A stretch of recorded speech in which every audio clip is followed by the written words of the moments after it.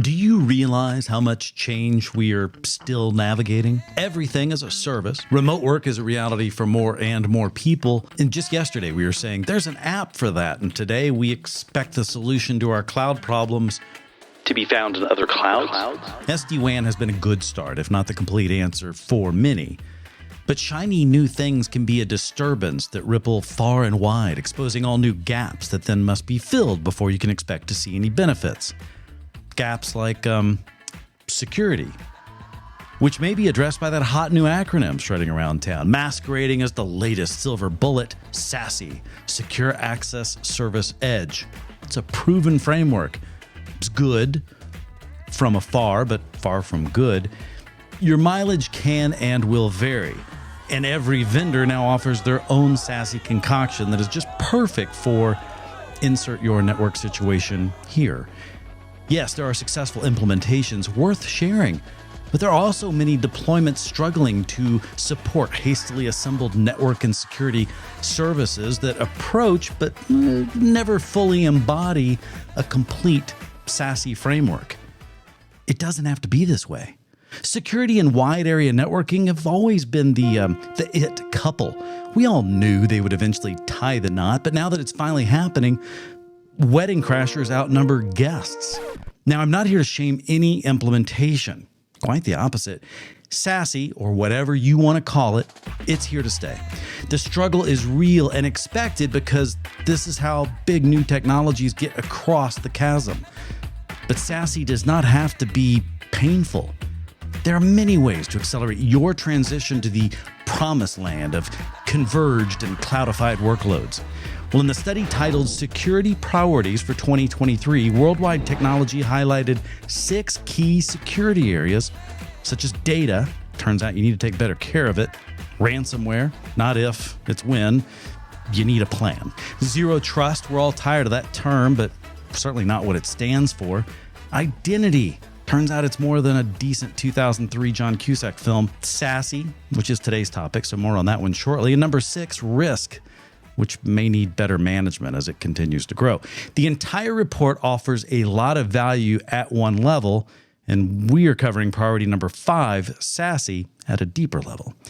As tricky as it is right now for anyone making implementation decisions, fear not, because right now I get to share an informative talk I had with WWT security specialist Brianna Sideris. Because this is a confusing space. I think some days I have it figured out, and then the next day they bring in a new feature. So it's like, and that is another thing I think that can be hard. It's always evolving. Welcome to your home for technology, education, and collaboration from Worldwide Technology. Let's now take Secure Access Service Edge, SASE, in for a closer look.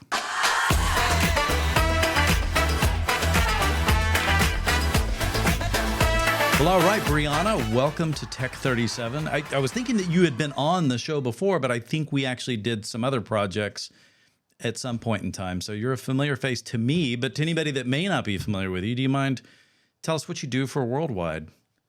Yeah, absolutely. I am a technical solutions architect. I primarily focus around SASE and SSE and SD-WAN, but I'm not ashamed to say that I also at one point was in professional services, and I did a lot of deployment around security strategies that have really, it just made me really love security, and it really got me to fall in love with SASE. So I help clients align certain use cases to SASE, especially on their cloud journey.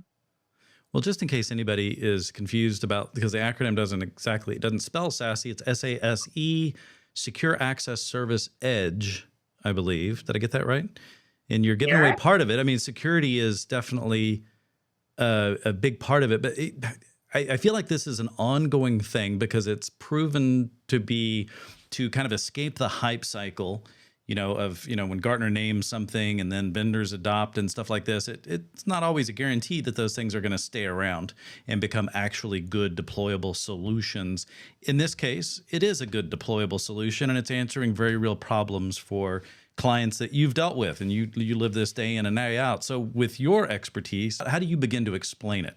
Absolutely. I think the hard part about SASE is honestly the marketing around it. Before we get into the technical nuances, I would say SASE to different OEMs means something differently other than the collective definition of securing that edge to cloud. The SSE is another one of those marketed terms that is in conjunction with SASE, but the best way I can really describe security service edge is it's the security function within a SASE architecture. Okay. I always jokingly use a pizza reference, since food seems to really resonate with us humans, apparently. apparently. I'm good with it.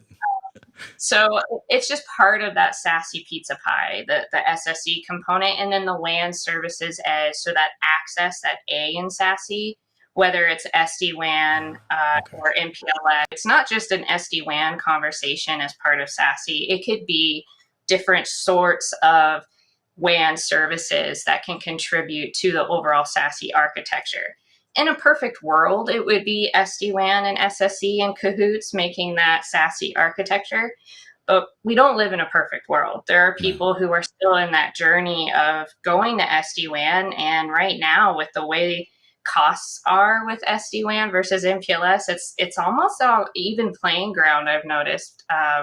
So some clients are fine with staying with MPLS, but you can integrate SSE without an issue. The only thing I will say that is different is think of it as a pathway into SASE for if you choose to just pursue SSE, because SSE, not all OEMs give you that end-to-end, I would say, like analytical data if you don't have that A in SASE. So not being able to see the network component when it comes to your monitoring.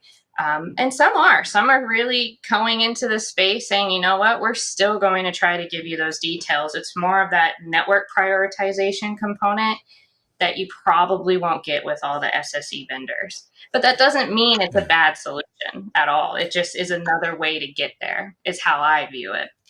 Well, it's funny because I think the biggest thing that stood out to me there is I think you're saying, and if I were to translate this, you need to get past the acronym and actually ask them, well, how does that break down? What is the actual technologies that you're offering up to do things? SASE to me is really an answer to the fact that we don't have all of our data and our services and our applications located centrally, all our eggs in one basket that make it easy to kind of protect that basket. Do you want to go through a little bit of that history of how we started and how we ended up where we are now? So absolutely. I think one of the biggest takeaways why SASE really got popular was we used our data centers, and we still use our data centers as the center of the universe for everything. We put our VPN concentrators there. We put all of our stuff, all of our important network stuff in these data centers. But honestly, I know this seems kind of like a repeat of conversation topic, but the pandemic really influenced this massive shift in hybrid work, for example. When you're having to be a remote worker, trying to reach these cloud-centric applications like Office 365 or Salesforce that can reside in the cloud, you're having to backhaul that traffic from your location or to just simply reach an application in the cloud. So essentially, you're taking this long trip as a user through your data center back out to reach your cloud application. So that just shows you the user experience was very deteriorated and can be very deteriorated for clients just simply trying to reach Word. And also, it really just showcases how the user experience, it has really taken off. And you'll notice that too with some of these SASE and SSE OEMs, they care about that user experience, because the whole point about SASE and SSE is simply no matter where that user is located, whether they're at home, a data center, a branch office, or they could literally be in China or Germany, they're going to be treated the same. And when I say that, is that security stack, all of that good security protocols and those firewalls are kind of getting less and less needed at a multiple locations. You're bringing that security stack to that user, that endpoint, that headless device, which is a very important concept, because I think it does sometimes resonate that people, I would say, think, oh, SASE is for hybrid work. SASE is also venturing into markets that have headless devices. So your sensors, it could go into devices that have no human interaction. So it's really broadening that IoT space because we're all headed to the cloud. Azure AD, for example, everybody is really migrating there. But how do you secure that? Not just from the old saying of security versus network, because it's always you add security on top of the network, and you start adding latency. Because now you're having that inspection traffic on top of trying to reach your destination. So that is what really, I think, spawned and increased the need when you are going cloud, when you are expanding and merging with other companies, was another major use case we have seen in the fold in this area.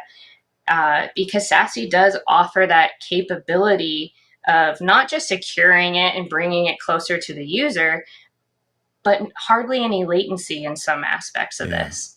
So the user experience, if anyone remembers anything, that is what SASE is trying to help. And not just a user experience of someone reaching an app, but it could also be the tech administrative folks having a better experience of being able to support these types of tools in a SASE wheelhouse. At a high level, it's secure performance. So we need both. It's not either or, as you said. And then there's really two big components. Again, at a high level, you've got the WAN and you've got the security. So I think the WAN's probably easy to kind of talk about and then set aside as we dive into security. But if we look just at the WAN component, what does that look like for most people or most vendors, if that's even possible to say as of today? Yeah.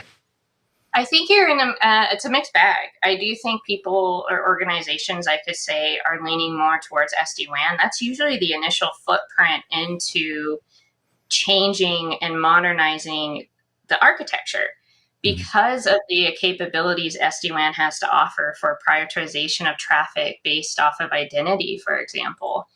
And it's important to note, too, that a lot of the SSE vendors can also support third-party SD-WAN. So building that SASE architecture, you could start with an SSE vendor or you can start with an SD-WAN vendor and then eventually merge them together. So it's not like a flip of the switch where both of them come together, but it can be done. I think I need to really preface that out there because it's important to know that. But you are right. I think the first adventure a lot of organizations have started is honestly going from maybe MPLS to SD-WAN, but also going cloud. Like a lot of clients right now are realizing, wait, I just put in Office 365 or any sort of application in the cloud. How do I secure that? And how do I secure it effectively so no one's feeling the hurt of latency? So I think that is honestly the secret sauce when I think of SASE architecture as a whole, is if you can integrate your WAN with your SSE. And that is honestly the definition of a SASE architecture. Yeah. Well, and I'm trying to even remember, it escapes me, I used to sell SD-WAN on its own in security. We would talk about security in a general sense, but it wasn't always clear where it was happening. And so I think we were using SD-WAN, not SDN, SD-WAN as an efficient way to enable access that could be manipulated by software and respond to various things about low-cost links or high bandwidth or user location or something to that effect. But then were we before SSE type things, using that as the bucket of security technologies, were we just routing that through the data center? So we were using this modern SD-WAN technology, but then it was falling back to, because it's funny, this is why network teams and security teams are often two different teams, because there's historically been really two different mindsets. Absolutely. Okay. I was like, that's really? kind of Did we really used to do that? I always go back to my pizza analogy.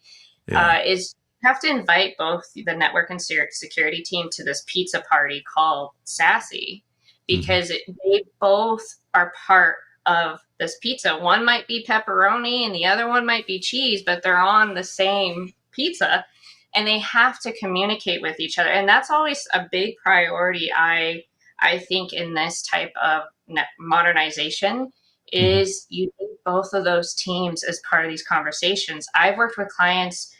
It was a Herculean effort to get both those teams on the same page. But when they realized the SD-WAN had so much potential, but you were still having to backhaul through the data center or bringing that DMZ approach to your data or to your branch offices.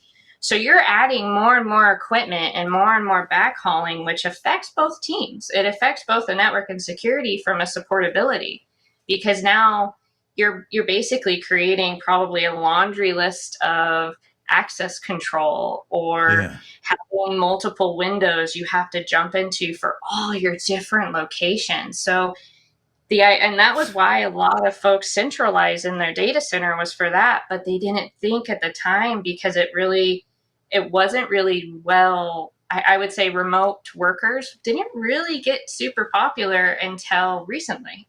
I know Yeah. there were some that you could. Hybrid work was sort of, especially in our tech world, working in tech, that was kind of modern for us. I know the pandemic happened. I was like, oh, I'm already working I remotely. know. I've been doing What? this for 20 years. Yeah. Yeah, I Yeah. was like, whatever. But it really showcased some of the issues that we're having, because the more security you put on top of your network, the more, again, latency you're introducing, and Yeah. also supporting that.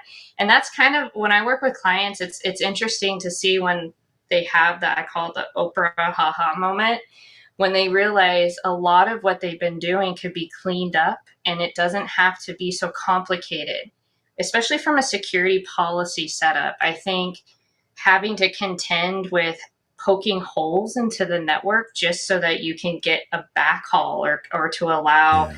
certain groups to certain apps in the cloud, or even local in your data center. If you have apps that reside in the data center and not cloud, that's another area SASE could solve some of this, because of the capabilities of integrations that you Yeah. could do.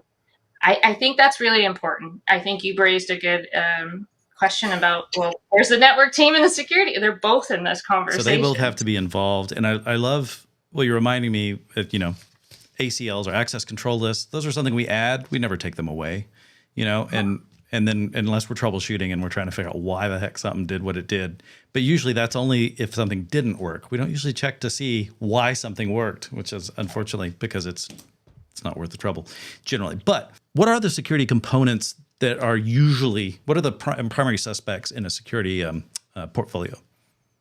I would say there are a couple. There's a couple tool sets in this, which is another area that I think a lot of clients resonate with this, because you keep bringing up too, we having to bring in security around, say, a user, wherever they're located. That requires a lot of tool sets, and sometimes they're not in a good ecosystem where they are friendly in a way of being able to call it an ecosystem. Hmm. So you may have, so from a SASE or SSE point of view, there's secure web gateway, there's DLP, there's zero trust network architecture, which is such a key component to the security policies within SSE. And it is, and what's different about that is you're not dealing with IP source destination. You now Hmm. have identity to contend with, which is such a good thing, because now you are able to not really focus on, I want this AD group to talk to this AD group. You're actually looking into, okay, I want this geographically location to be treated the same, meaning if this user goes from the US to, say, Germany, that security policy is going to follow that identity Hmm. no matter where they go. We Yeah. don't have that in a traditional VPN or a traditional security. There are elements now where they do kind of offer that, but what's unique about this is it's in one centralized spot, but it's not causing that latency, because you're now saying, regardless of the location, or you could say, you know what, I don't want this location talking to that location. You can, and that's part of that identity with context, Yeah. is the new perimeter, is kind of like our running slogan here, is because you're no longer needing that perimeter firewall. You need your identity to handle that context. And when it does that, it offers you a vast, I call it like a library of security policies that you normally Hmm. wouldn't have in a traditional firewall setting.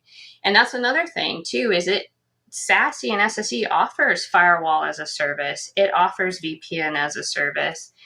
And that reduces that tool set that you've had to contend with underneath one wheelhouse. which is so amazing to have when you're an administrator of your network and you're having to hop into all these different windows to troubleshoot. I don't want to give an illusion that everything is a single pane of glass. There's no such thing. I hate that term. Good call. You will always have one or two or three windows, but it's all one ecosystem. So going and troubleshooting an endpoint, like you could troubleshoot somebody's issue even when they're at home. So I think that is something that's a big key takeaway. And I think about back in the day when I was trying to troubleshoot someone at home having home Wi-Fi issues. Some OEMs actually can get that granular and say, oh, Tom over here is having Wi-Fi issues at his house. Mm-hmm. That's monumental in troubleshooting when you can get that granular because of that identity. Yeah, you can see not just IP source destination anymore. Well, and so when you move to identity, I think that's such a huge benefit in terms of, and require for the speed in which we're moving. And it becomes, because now you're saying it's not based on the fact that it's a device in a certain location. It's based on the fact that anything that appears on the network, the identity has to be verified, and then the trust relationship is established before it is allowed to do anything. Is it fair to say, just to draw this out of the whole conversation at this point as I try to pull out some key points, that at one point I may have started thinking about going to SASE, SASE, as part of an SD-WAN journey, or improving performance and security? It sounds like it's an improvement in security, not just simply a sideways move from how I may have used to do it in the past. And I think that's important to bring up too, because it's actually, not only does it sound like there's the potential for increase in flexibility with your access and your management and your policy oversight, but it's actually better in terms of how it's doing that, which could result in less administrative time, happier users, because we always, all of us, even us to work in security, want security to recede into the background. No one wants it to rear its head. We only get angry at it when it does. The maintenance toil, I think, is reduced significantly. Okay. And I also think, too, from a cyber threat perspective, this offers you the ability to really be more proactive and preventative when it comes to security threats. Because also part of the SASE wheelhouse is that zero trust. So the whole idea of zero trust is not just to allow that endpoint, because it's not just users. It could be headless devices that are smart enough to get on the network, but stupid because you don't need to put a username and password. So how do you secure those types of devices? In my past life, I had to do work in a nuclear plant, and they had very customized devices that they weren't identifiable. Yeah. SASE can help with that, especially in that kind of a niche where you have these devices that are custom built. How do you police that and protect that? So SASE gives you that, because of that zero trust component and capabilities, so that you can put policies around that make sense. Not just, again, IP source destination type of stuff, like an access list. And with zero trust, what it offers you is it gives you that repetitive, okay, let's validate that identity. Let's make sure that's the device, the user, the location they're supposed to be at. And the moment it doesn't meet that criteria, it's out. It's kind of like a dark tunnel with that one service that it's trying to reach. It can't see the rest of the network, because in a traditional VPN, you can sometimes, without even knowingly, allow a user to get full reign of the network if you're not careful with your access control.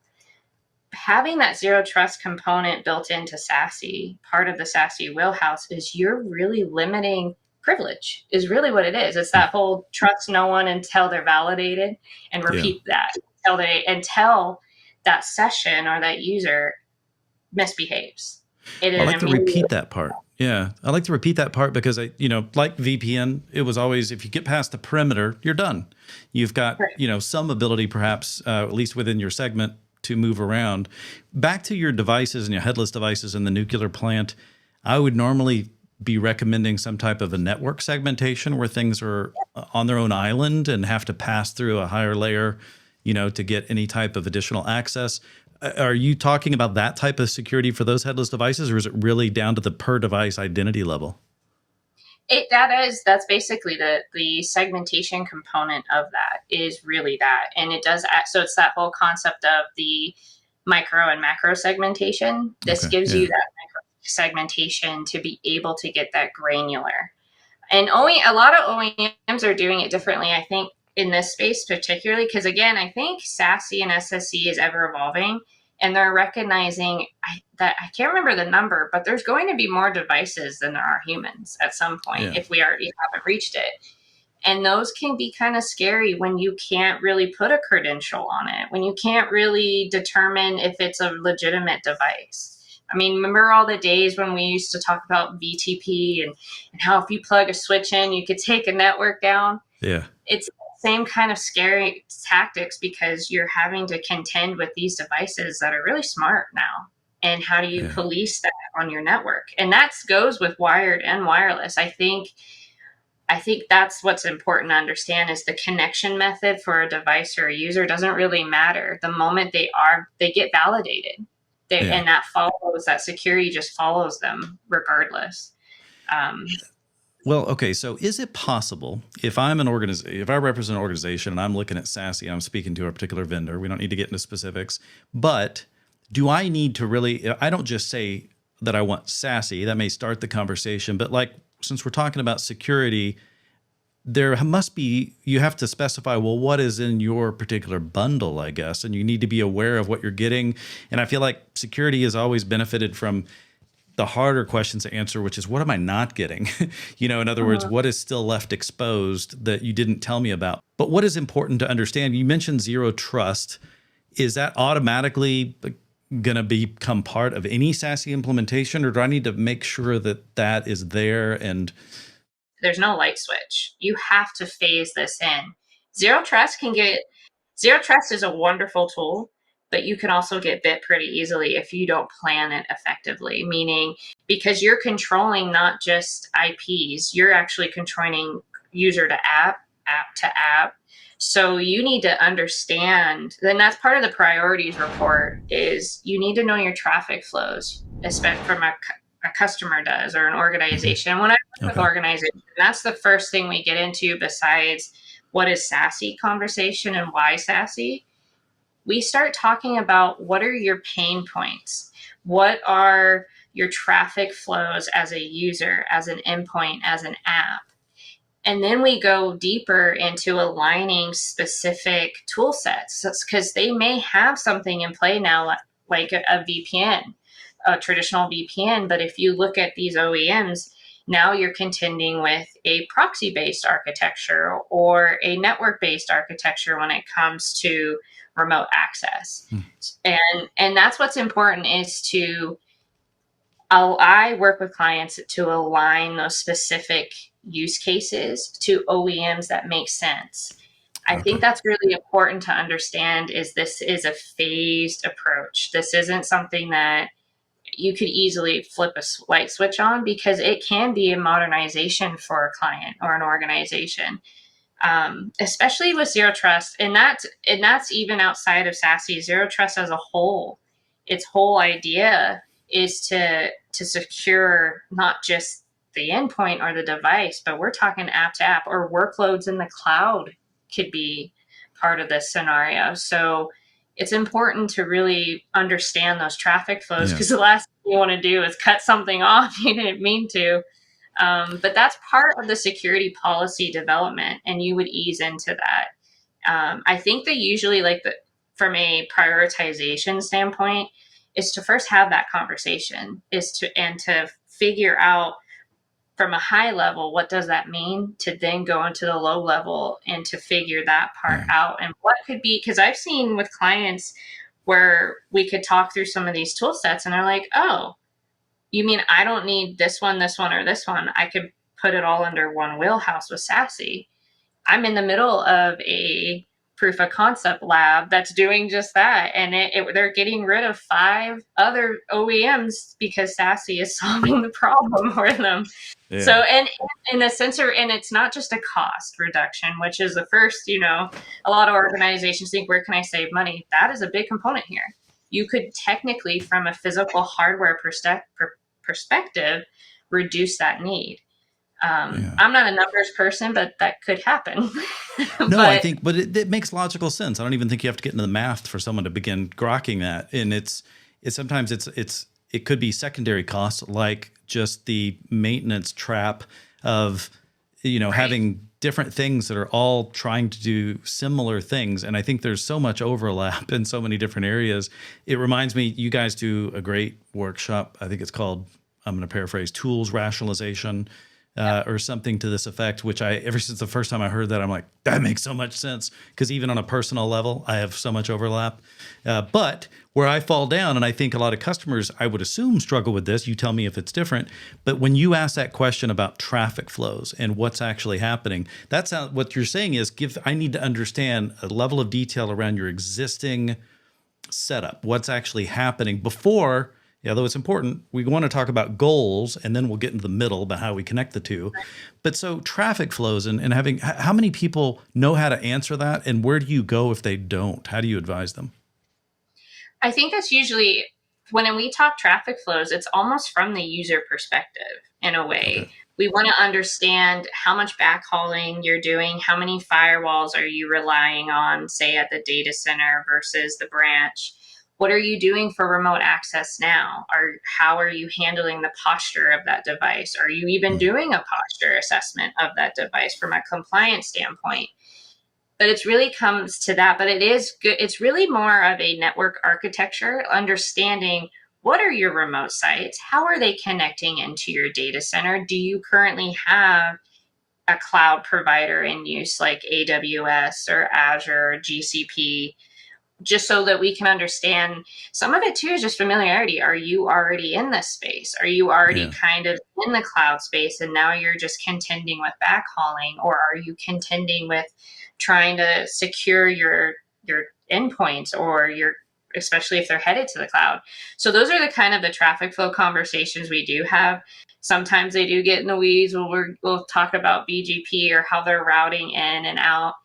Especially too, because a lot of these OEMs, they rely on tunneling to their secure cloud. So understanding how that would work. Wow. So it's like a delimiter, I guess, is the best way I could put it. Is those are usually part of our workshops where we ask these questions, and then we try to use that as a means to understand, okay, as an organization, you're needing a hybrid work component to this. You need to try to bring the firewall as a service into this and reduce your need for a DMZ at every branch location. Or it could even get down into just having better monitoring and like having that window into that user's connection and where they're ending up and if there's a problem. Event alerting is another big one. Sometimes even in the cloud, some OEMs even get up into your cloud provider and let you know there's an issue and they've had to move to another POP or something like that. So I think it's such an interesting concept because it's not just network and secure. You're also getting visibility, which is a key component to these decision making too. I've worked with clients where they wanted that superior visibility more so than actually consolidating tool sets because they couldn't see, especially if, and we all know this, my running joke is too that some organizations aren't just segmented by networks, they're segmented by their own groups. Like I've worked with ones that have a DMZ team, have a firewall team, have another network team, and none of them talk. And that we're triple inspecting certain things. Oh my. Well, I would imagine that you guys must have to jump in and help people that can't answer that question to a level or a degree that is necessary. Because I would imagine you want to, and I think it makes complete sense that sometimes, so that becomes an important first step. But as a vendor, it was previously being in a vendor's life, I would have slowed down my sale. I just wanted to sell you the solution, and I don't want too many things to get in the way. I think that really differentiates how you guys approach things though too, because you're so much more customer focused for the long run relationship. And not saying, and for people who know who I worked for before, please don't take that too far. But I think that's interesting because I do think visibility, how do you know what tools are doing double work if you don't have the visibility to see that that's actually happening, or maybe there is a good reason for why it was deployed the way it was. And so you have to have a good understanding of where to start. And that's where you guys like to start. But you offer workshops and different things like this to help people get it in a light or a heavier way, depending on how much engagement is needed, it sounds like. Absolutely. And I think that's really what I find interesting about this role that I'm in is we tackle it. Yes, we come from it with a very good, like a technical understanding of the SASE architecture, but finding the use cases that are important to that business or that organization. And some of them may not even be technical. Some of them could simply just be, our user experience is not great. And it could simply be because they have too many holes in their network or in their security posturing, and it just makes it complicated. And that's kind of my personal thing that I always look to, and I always ask customers, what are your users having to log into just to get to an app? How many logins are they having to type? How many, like Okta, for an example, for multi-factor authentication. So there's so much in the space that affects the user, which is one of the major use cases in that security priorities report. I would say that's one of the top popular use cases for this. And also it's just making it easier to manage. I think those are the top two use cases here. And then there's even one, I don't know if you're familiar with facility as a hotspot. That's kind of popular. I find it intriguing because it goes back to our SD-WAN conversation where now there's hybrid work. Branch offices are getting tinier and thinner and thinner and thinner. So now maybe you've got 4 people that randomly show up for the free coffee, but you don't want to spend the money to put in firewalls, to put in all these, pieces of hardware as if it were a thick branch or a really large branch with hundreds of users. You could rely simply on a DIA or just a basic internet connection out to, say, a secure cloud of an OEM provider, and their traffic gets inspected and then it gets pushed to wherever it needs to go. Effectively creating a thin branch, but with creating it like a hotspot, making it so that you're not needing that amount of hardware in a tiny location. I worked with a client right now. They're actually removing SD-WAN out of their smaller sites because they could just use the DIA, because most SD-WAN solutions rely on a DIA internet connection. Yeah. And then the SD-WAN handles all the routing behind that. So they're able to reduce costs that way, and also just rely on the security cloud to be able to do that enforcement and inspection. So that has become very popular. I see it even getting more popular as more and more offices get smaller and smaller in a way. But you're really not able to help people to that depth until you understand their flows, till you understand the challenges and the realities that they go through, and then you can start helping paint a picture. Because you mentioned earlier that some people may have existing tooling that could be reused in the architecture, but not always, because it depends. Are there some general rules of thought about what to look for there? And because saving money is always a good thing too, not having to purchase something twice if you think you're already paid for that value. Yeah, I think that really comes down to those workshops and those conversations. And I've worked with organizations, and we sat down and we went through the tool sets that are part of the SASE wheelhouse. For example, if they're using a DLP right now, could you allow the SASE provider to handle that? Or even firewalls. Are you needing every single physical firewall, or can you just rely on the inspection of that, the actual using it firewall as a service within the cloud, or that security stack in the cloud? So that's really fundamentally this, I would say our conversations typically go is, help me understand your current architecture, even if it's just a network diagram. And then we have conversations around those specific security tools that are in play to see if they align right now with an OEM. If that doesn't seem to work, because it's really a customer preference too. Maybe they don't like that particular tool set, or maybe they want to consolidate from the get-go. But these are all part of our talking track where we talk about all of these common use cases that are in that security priorities report as a delimiter to see which way the pendulum would go in that conversation. But a lot of that comes out of these workshops and these deep dives into what is going on and what are you needing to help better your architecture, and not just your user experience but your staff experience. I think that gets kind of underrated in this. I don't think the understanding of being able to make it simpler for your tech folks, not just from a troubleshooting standpoint, but even if you got new locations, how quickly can you turn up a new location? Well, actually, that's great. That translates to bottom line results really quickly too. If you talk about onboarding, a new location, a new employee, how can we minimize the number of steps that requires? And quite often we're in situations where internet access is going to come a lot faster than an MPLS or a local loop, God forbid a T1 or ISDN line if you're old school.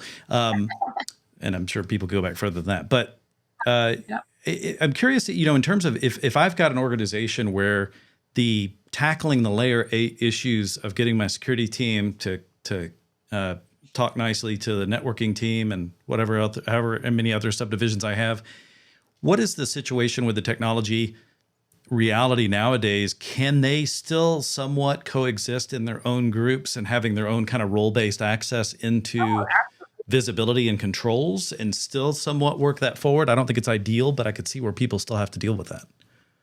Exactly. I'm actually working right now with a Global Fi client who the role-based access is a big, big thing, because it's that segmentation of groups because of the ownership, like certain levels of internet access one team owns, or the security team owns this, or there's actually a designated like DLP team. I think what is interesting is to see this actually kind of bridges the gap, but also allows them to have their own independence if they needed to. But it does affect the whole ecosystem in some way, but you still can say, you know what? I only want this person to see this pane, or I want this group to be able to do this. So there is granularity there with being able to have role-based. It's very important, I think, to have role-based access. And then some OEMs even offer they control, the updates and the I would say maybe the maintenance, which can sometimes with clients, they may not like that, but there is some ease of knowing that, you know what, I don't have to plan that upgrade on my system. But I think that just kind of goes back to I remember when cloud and hybrid cloud really became a catchphrase. I want to say like 5 or 6 years ago. I remember working with a customer who he said to me, I wish I could go cloud, but I like the idea of being able to go over and unplug something and plug it back in if it's not working. That concept and trusting that OEM is going to do right by you, I think there's still that kind of a barrier and is trusting the cloud. But there's been a lot of improvement since 6 years ago. I would say that because we live in a world where ransomware is a scary threat to organizations,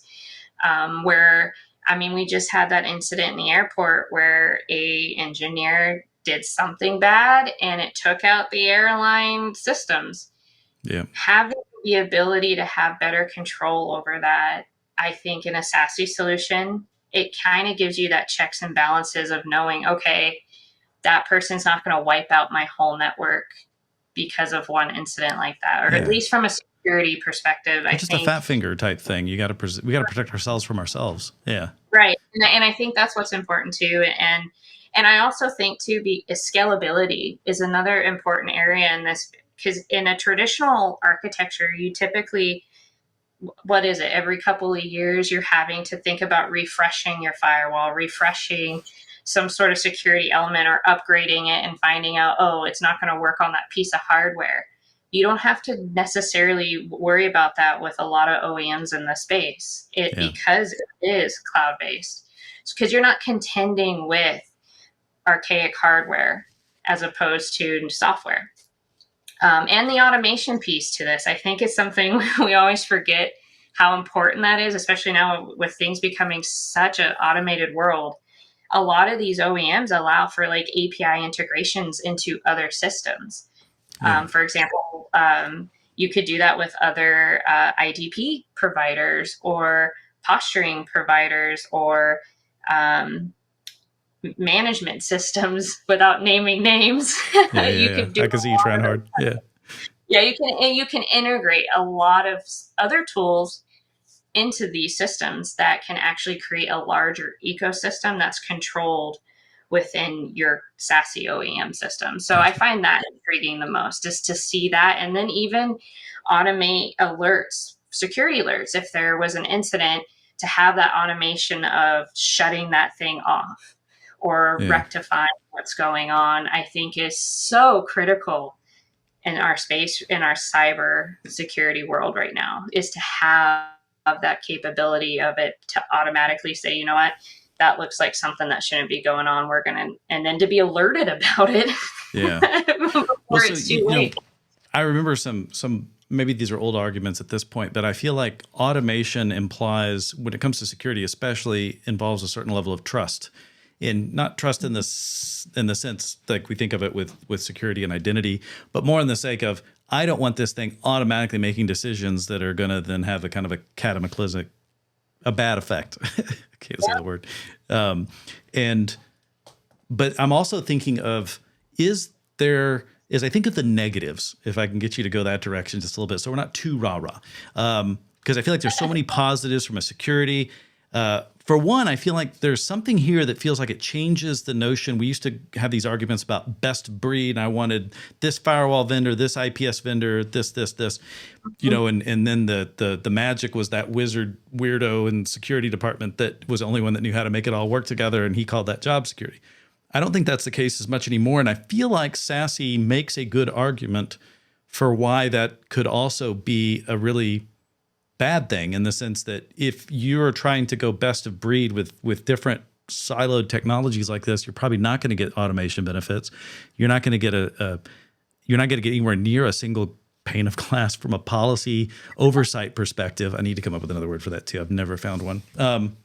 But are those negatives that some people have trouble getting across, that they need to, isolating themselves to a single provider makes them nervous, and some things like that? I would say so. I think too, especially if you are predominantly a particular shop and you are investigating the different avenues. And that's another area too with SASE, not to come off too much like a cheerleader, but they do have third-party integration. So if you are a particular shop, you should be able to integrate well with SASE or an SSE provider. I think that's what I've always found intriguing. That's good to know, because that didn't used to be the case. Yeah. They're trying to be agnostic when it comes to vendors, but I will say, of course, some SSE providers, because they don't really have that SD-WAN, they have to be third-party SD-WAN supported. Yeah. And even some SASE providers will do that, but those are kind of the pros and the cons that we go with a customer with, and we make sure that they understand what they're getting into before they sign up for it. I think that's why I like this role, is we're impartial enough to be able to say, you know what, that's not a good idea. Yeah. We don't look at it as, you know what, let's throw a bunch of salves at this particular customer or word bomb them with technology. We try to think of something that's going to fit that holistically for our customer, because we're not going to just align with an OEM because we have to. We want it to fit. We want that relationship and that partnership with an organization, which, coming from a space when I worked for another bar and I was in a professional services, it felt that way. It felt like we were just trying to make it work because it was part of the statement of work. We don't really do that here. We want to do right by an organization or a customer, because this is a confusing space. I think some days I have it figured out, and then the next day they bring in a new feature. So it's like, and that is another thing I think that can be hard. It's always evolving. It's always changing. It's adding to it. I mean, look at all the marketing names around this. I think that does not help the story of SASE and SSE. So I think that's kind of how I feel.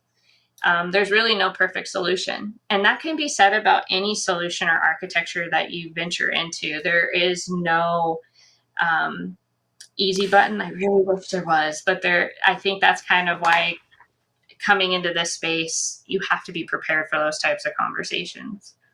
But what I hear you saying, though, is that this is real technology that real companies are using, finding benefit from. And so I think we're well past that point, it feels like, where we questioned, whether or not we should even entertain the thought.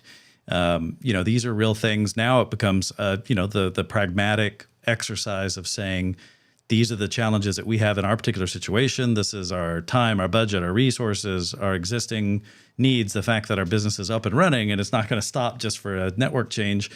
These are all things you take into account. I feel like you guys are good at answering the questions that I don't even know that I'm smart enough to ask myself, which I think is very helpful. And we have stuff in play at WWT that I wish I had in my career when I was in professional services, where we had this lab environment where we could do testing, we could do before going into production. So not only I can preach you the word of SASE, we could take this into a lab and actually further test these OEMs based off of those testing criteria that we will work with the customer on to define, okay, this OEM and this OEM and this OEM works. Let's put it in the lab and do a bake-off. I love it. That'd be the ATC, right? The Advanced Technology Center that I love talking about. But yeah, that's an amazing resource. It's one of my favorite things because I think seeing is believing when it comes to this market. And I could sit here and again, preach the gospel of SASE, but I think having these deep conversations and then following up with a lab, I love that. I think it gives it further showcases how we're not going to force an OEM on a client. We want them to be part of this decision and to feel good about that decision and know that it's going to work with them throughout their entire time they continue to work with a SASE OEM. I always find that interesting. Well, there's some kind of Switzerland in there too, which I love about the ATC, which is because I've been there in St. Louis, but I also want to bring up, and you meet a lot of people that you compete with and such, but we're all on friendly terms because at that point we are there to help Worldwide Technology service their customer, if that was indeed the case. And it's actually quite enjoyable because it ends up ultimately becoming a great learning experience regardless. Any final points that you want to make sure that we leave with? Yeah, I think definitely take a look at that security priorities report. It also has content linked because that's another thing I love too is our platform.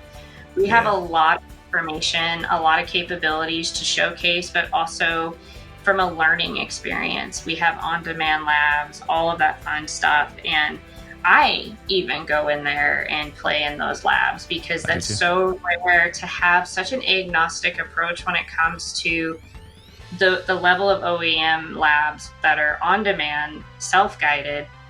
I wish I had that in my career prior to this. It's such nice to have stick time, but also don't allow this to overwhelm. I think a lot of organizations can easily get overwhelmed by the marketing of SASE, SSE, and SD-WAN, and they're like, well, I'm not an SD-WAN customer. What do I do? Square one is to just acknowledge, okay, I'm not going to fit into a full SASE architecture now, but there's a path. You could consider SSE, you could consider SD-WAN, and then SSE later. It's not one of those you have to immediately dive into a SASE architecture. You can take small bites of that pizza wheel.